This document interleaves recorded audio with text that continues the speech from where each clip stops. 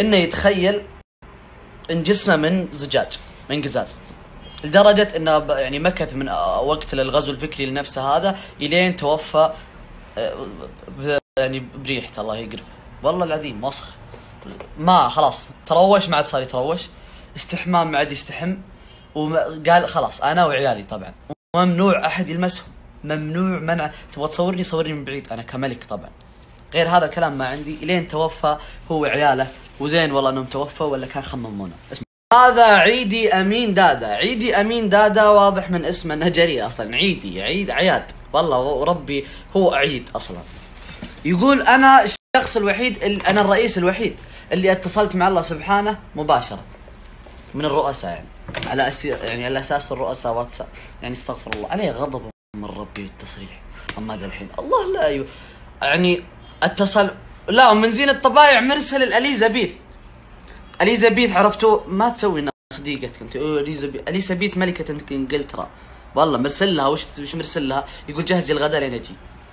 يلعن ام الميانه يا غالي، يلعن ام الزحف اللي انت فيه، استغفر الله العظيم اللعن. بس مره مسوي مون يعني، ويبغى يهينها بس ما عرف، فقال لها ابغاك تطبخي لي الطعام يعني تصيرين طباختي. والله لو سمحت ترى ما يسمح لك يعني انك تناديه باسمه والله يا خوي مره عيد يمين دادا، لا تعرف بألقابه اللي حصل عليها في حياته كلها، تقريبا فوق 1600 لقب تعرف فيها، سواء كان في مجلسك او تبغى تناديه. تخيل تبغى تنادي جالس معه تكفى وتبغى يعني تبغى تسأل عن شيء معين، تناديه ب 1600 لقب بعدين تقول عيدي امين دادا. الله لا يجعلني اجتمع فيك ولا تجعل يعني انقلع مره، لا تصير خوي. هذا رئيس كوريا الشماليه، اغرب رئيس ممكن قد شفته انا يا عبد الله شخصيا، يعني بطرق اعدامه الشاطح، مره شاطح. اللي يبغى مثلا يشوف له مقاطع موجوده على اليوتيوب كيف يعدم كيم جون، هذا هو، شوفوا صورته. هذا جوع يوم من الايام 5 كلابه، مجموعه كلاب، سكر عليهم في بيت الكلابه هذول، ما خلاهم ياكلون لمده 5 ايام. ليش طيب؟ عشان يعدم زوج عمته. والله اعدمه والله خلاص مره، والله ما تقدر لا تطلبني مره، والله خلاص مره خلص. فوق هذا ايش صار؟ راح يعزي عمته، راح يعزي عمته والله في زوجه، يبا الله يرحمه مات. الله كيف مات؟ اوه انا اللي عدمته. هذا اللي يقول لك اللي يقتل قتيل ويمشي في جنازته. هذا الرئيس اعدم وزيره بتهمه عدم التصفيق له بحماس.